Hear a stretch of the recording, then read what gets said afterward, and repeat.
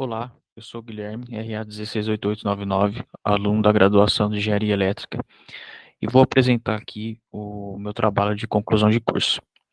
O projeto consiste em um dispositivo de áudio de baixo custo com vistas para aplicações em IoT.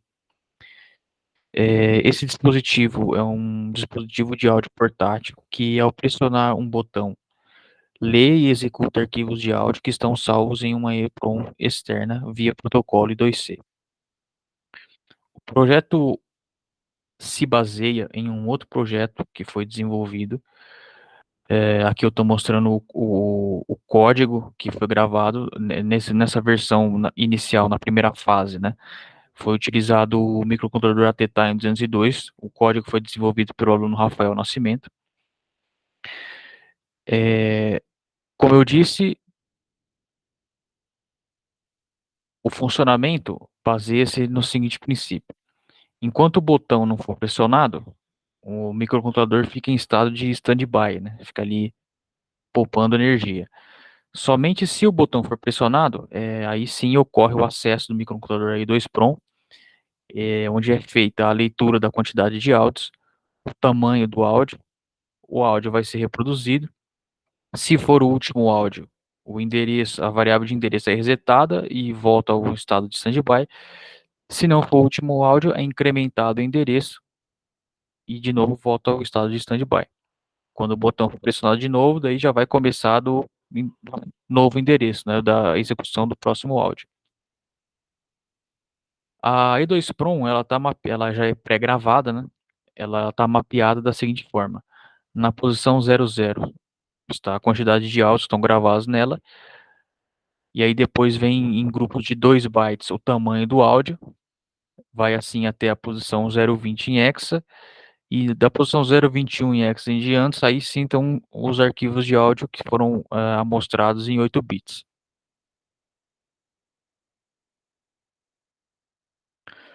Como que a reprodução do áudio em si é feita? É um sinal base PWM de frequência de 62,5 kHz é ligado a um dos terminais do alto-falante. Um dos registradores que compõe aqui essa frequência, que no caso é o bound register, ele vai receber a cada nova leitura o valor armazenado na posição da memória que guarda o áudio. Então a frequência do sinal PWM vai sendo modulado, que dá o efeito ali da reprodução do áudio. Então, nesse trabalho, a gente procurou, mantendo as mesmas funcionalidades, criar um dispositivo que seja mais barato. E a gente fez isso substituindo o ATtime 202 por um microcontrolador que é o Padauk PMS 150C, que é conhecido como 300 Microcontroller.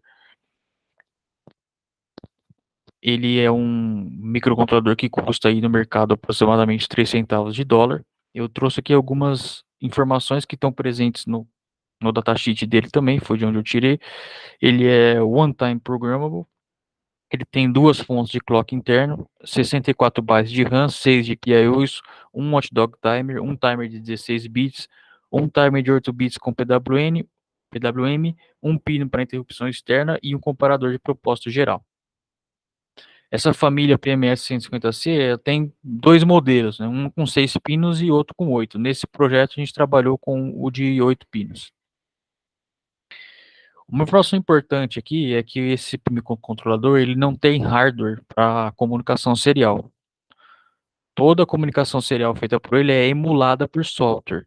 Eu vou falar disso mais adiante quando eu for entrar no assunto da IDE, mas a IDE dele, já adianto que a IDE dele ele tem essa funcionalidade de Code Generate, que ela provê o software que já vem meio que, digamos assim, feito de fábrica para emular a comunicação serial que a gente precisa, né? Isso é um fator que foi bastante importante, porque, como eu disse, a E2Prom se comunica ali com o microcontrolador via protocolo I2C.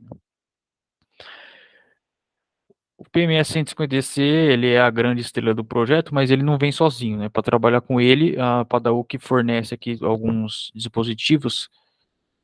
Esse aqui é um deles, é o gravador de código. É com ele que a gente grava o código que está na IDE, passa o código, né, da IDE para o microcontrolador.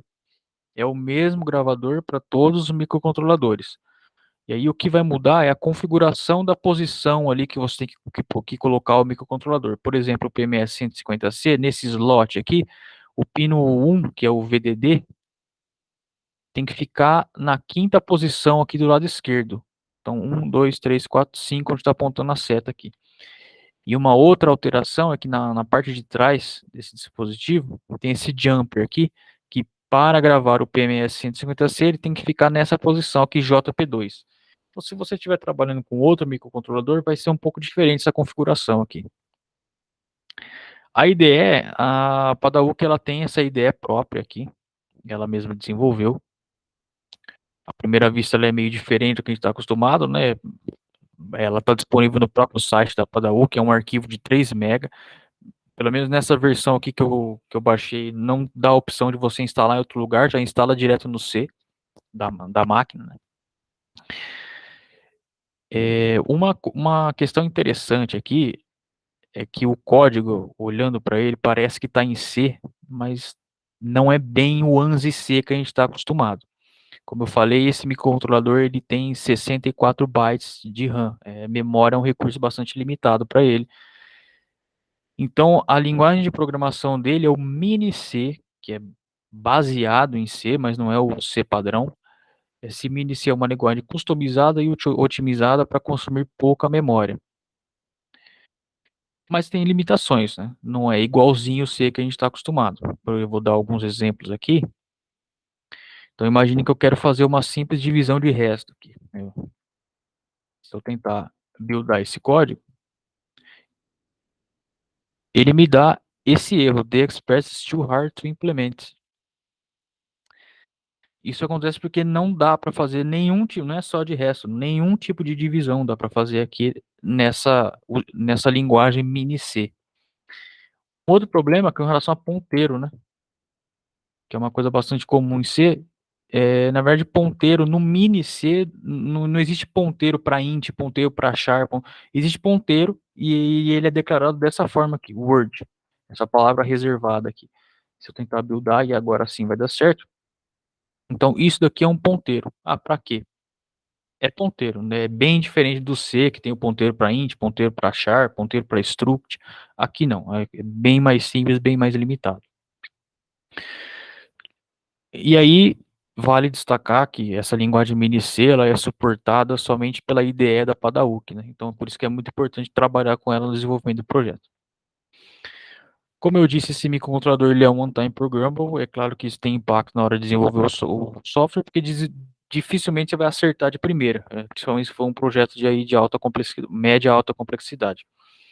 Então, para contornar isso, a Padauk fornece um hardware que emula ali a circuitaria interna do microcontrolador, é chamado de ICE, In-Circuit Emulator.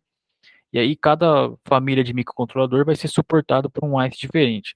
O nosso PMS 150C ele tem 3 opções, a gente trabalhou nesse projeto com 5S e IS02B, esse que está aqui na foto. Um detalhe interessante também sobre a IDE, ela tem a ferramenta de debug, mas só dá para debugar o código se o ICE estiver conectado. Se eu tentar debugar sem o ICE estar conectado no meu computador, ele dá esse erro aqui de que não consegue detectar. Então eu vou conectar ele aqui, vou tentar debugar de novo. Aí agora sim eu consigo acessar o ICE, consigo acessar o ambiente de debug, onde eu tenho acesso a todos os registradores, posso colocar breakpoint, aí vida normal que a gente já está acostumado.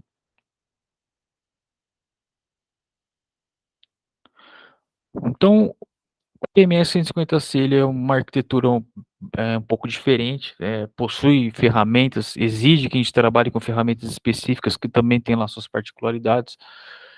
Então, o que a gente procurou, o roadmap assim, do projeto, foi começar com projetos mais simples para realmente aprender como que ele funciona, como é que a ideia funciona, como é que é essa interação com o ICE. E, então, começamos com um projeto bem simples e fomos aumentando a complexidade. Ao todo, a gente fez 6 projetos de teste antes de ir, de fato, para o projeto final. O primeiro desses projetos foi o simples LED Blink, piscar um LED, gerando a partir de interrupções, usando o timer de 16 bits. Então a gente configurou para que seja geradas interrupções a cada 524 milissegundos, e aí na rotina de tratamento a gente inverte o estado, né, do LED. Vou tentar compartilhar aqui.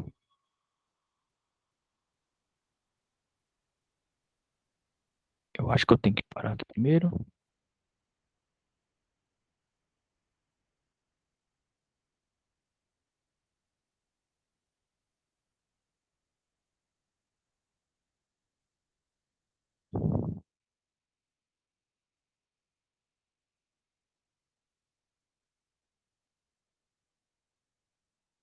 Então esse vídeo está disponível no YouTube e o código também está disponível lá no arquivo do TFC, né? Então, um simples LED Blink, bem tranquilo.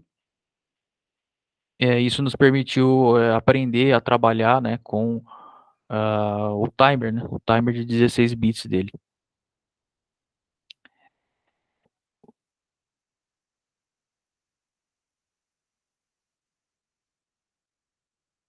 O segundo projeto que a gente desenvolveu foi um gerador de sinal PWM.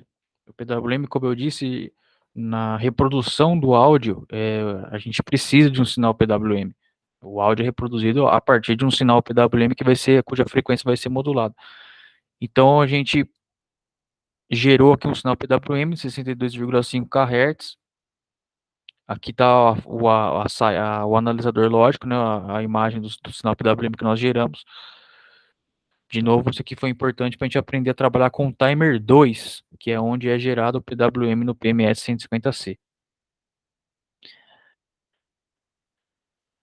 Aqui no projeto 3, a gente procurou trabalhar isso com sons, né? Então geramos 3 sinais PWMs com frequências diferentes, utilizando de novo o timer 16 bits, para a cada 5 segundos alternar a frequência do PWM. Então tem também, eu acho que tem um vídeo aqui.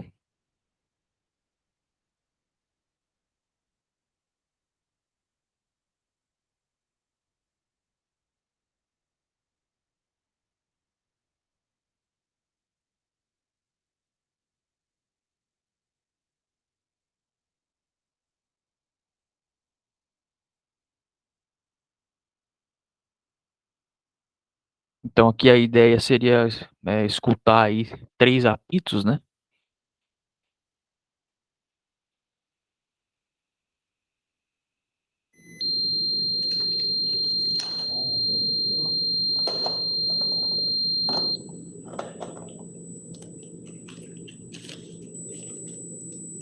Aí mudou a tonalidade.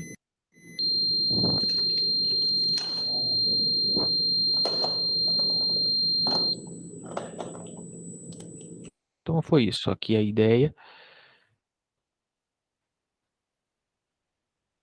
nesse projeto.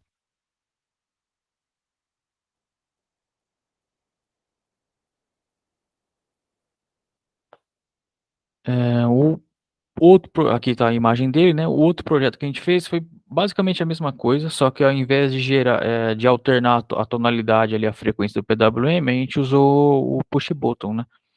A ideia foi exatamente a mesma, só que com a diferença que a gente pôde trabalhar com as interrupções externas, né? Lembrando que no projeto final, a gente precisa de um botão para sair do modo de standby e entrar na execução do áudio propriamente dito. Então é importante para a gente aprender como é que funciona esse tratamento de interrupções externas no PMS 150C. O quinto teste que a gente fez, aí aqui já começamos a aumentar a complexidade um pouco, foi um teste de escrita na E2 Prom.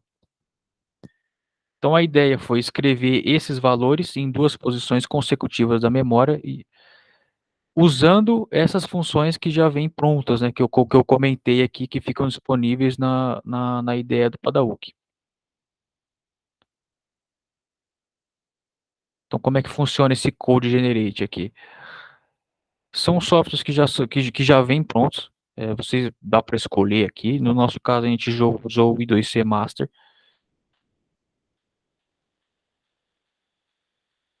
Aqui dá para selecionar qual vai ser o bit de clock, qual vai ser o bit do sinal de dado, dá para configurar algumas, digamos, como que vai ser a forma de onda aqui, né, esses parâmetros aqui de T-low, T-high.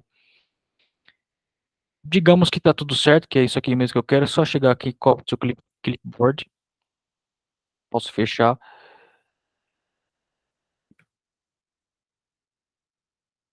e aí já vai estar tudo disponível aqui. São várias funções que ficam disponíveis aqui, nem todos nós usamos.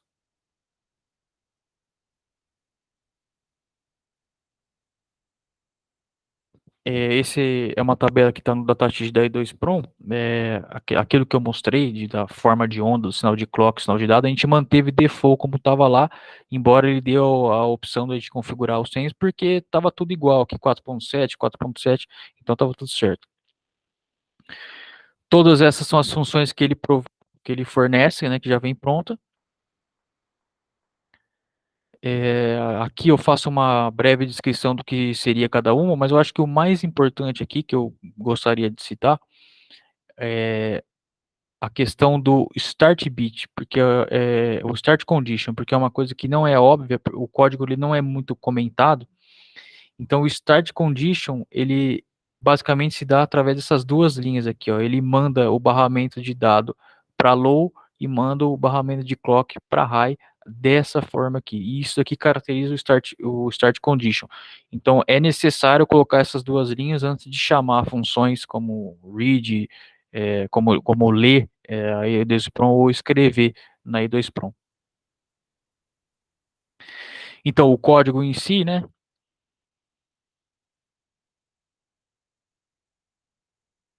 Esse aqui é o trecho do código onde a gente escreve 0,55, usa a função writeByte para set esse I2C address, que é a variável de endereço. Depois a gente incrementa essa variável de endereço e escreve AA na próxima posição, que seria a posição 1, né?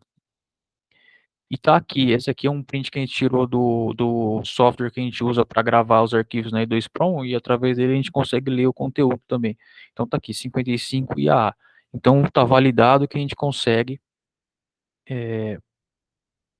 acessar que de fato essas funções que já vêm prontas na ideia da Padauk funcionam. O último projeto que a gente fez foi o teste de leitura, né? A gente já sabe que conseguimos escrever na I2Prom, mas será que a gente consegue ler o que está lá?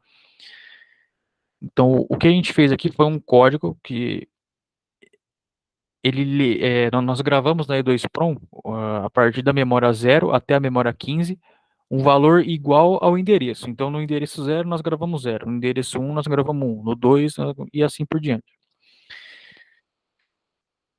Se o dado que ele lê foi igual à posição da memória, ele tem dois LEDs que ficam conectados ali aos ports dele, então ele vai acender um e apagar o outro.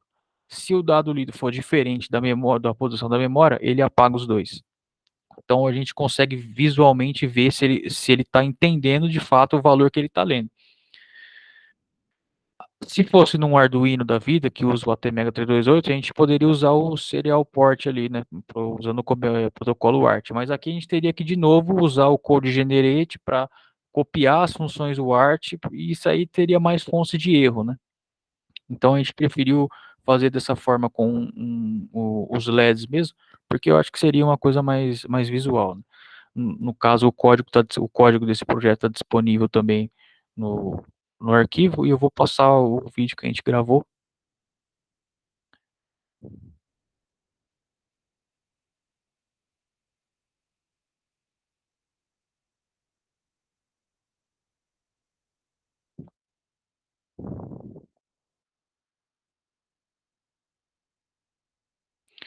Então ali eu estou com um LED que começa aceso, outro apagado, então quando eu aperto, o valor lido é igual ao valor do endereço, então ele vai alternando ali o LED.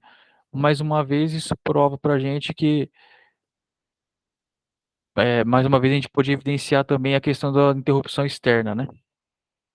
E, mais uma vez, as funções estão funcionando, né? As funções que a IDE fornece, de graça, digamos assim.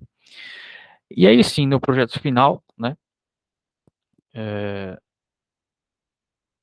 Tá mapeado dessa forma a questão do hardware. Então eu tenho o PMS 150C no lugar do ATtine. O pino 6 físico vai ser o pino de dado. O pino 4 físico vai vir aqui para o pino de clock. O pino 5 físico, que é do PWM, vem no speaker. O pino 3 também vem para o speaker. Esse pino 3 ele só é habilitado quando realmente eu quero ler algum áudio. E o pino 8 físico é onde está o push button. Esse foi a imagem que a gente tirou aqui do hardware, né? A gente estava usando o ICE para desenvolver.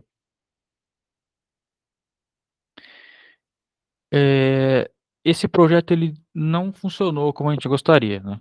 A gente não conseguiu reproduzir os áudios. E eu vou passar aqui algumas imagens do analisador lógico. Então, aqui, como que funciona o protocolo I2C, né? Primeiro eu envio, o meu microcontrolador envia o endereço do dispositivo em 2C com que ele quer trabalhar, que essa seria essa primeira etapa, que write 050, que é o endereço da E2PROM, endereço I2C. Então isso ele faz, ó, tem um acknowledge bit aqui. Mas a partir do momento que eu preciso começar a ler de fato o que está guardado na I2PROM, já estou na I2PROM, quero ler o que está lá. Aí já não está funcionando mais. Além desse problema, é a questão do sinal PWM. Como eu disse, esse sinal PWM, que é responsável pela execução do áudio, deveria estar sendo modulado a cada nova leitura. E isso não está acontecendo. Dá para ver aqui, ó, que o sinal está igualzinho, não é isso que a gente esperava. A gente esperava um sinal sendo, a largura desse pulso aqui sendo modulado a cada nova leitura.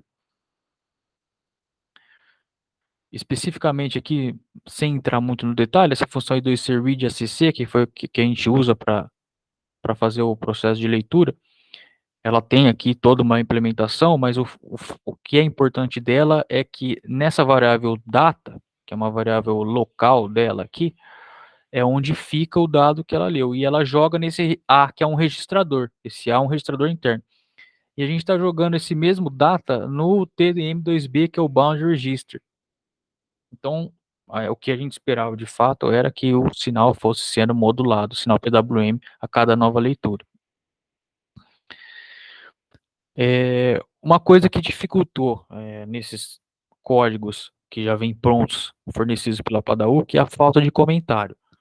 Tirando esses comentários que nós mesmos fizemos, quase não tem nenhum comentário no código.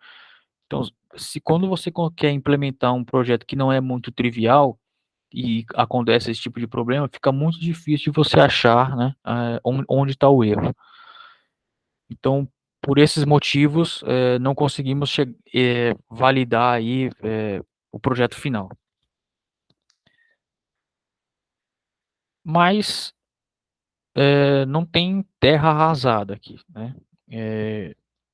O PMS 150C, a sensação que ficou dele é que, apesar de ser muito simples, de ter poucos recursos, inclusive pouco material de estudo, muito diferente do que a gente vê no ATmega 328, por exemplo, que se você digitar qualquer projeto Arduino vai aparecer um monte de coisa já pronta para você implementar, tem várias bibliotecas prontas também, né, no Arduino para trabalhar com I2C é muito tranquilo, é só chamar o wire.h lá. Aqui não tem, até tem alguns bons materiais, mas é muito pouco. Então isso foi uma coisa que notamos que foi um fator de dificuldade, né? O pouco material para consulta. Mas apesar disso, e apesar de ser muito simples, ele dá para resolver muita coisa, muito projeto de baixa ali, até baixa média complexidade, usando o PMS 150C. Esse projeto ele ainda vai continuar, tem outras fases mais adiante, a gente tem algumas alternativas, inclusive para o próprio PMS 150C, talvez ao invés de usar o protocolo I2C, a gente pode usar um SPI para comunicação. Acho que vale a pena primeiro validar se de fato esse protocolo I2C não está funcionando porque chegamos no limite dele, ou se tem alguma coisa para a gente aprender ainda, a nossa implementação está errada. Uma outra abordagem que pode ser feita para gerar o objetivo final, que é um dispositivo de áudio de baixo custo, é usar esse voice chip, que é uma coisa que já vem sendo feita. Esse voice chip é um CI que já tem dentro dele um amplificador de áudio, um microcontrolador e uma memória interna. Então, é tudo que a gente precisa dentro de um único chip. Essas são algumas abordagens, mas, de novo, a sensação que fica é que o PMS 150C, ele, apesar da simplicidade, ele é muito útil e dá para fazer muita coisa com ele, muito projeto aí de baixa média complexidade.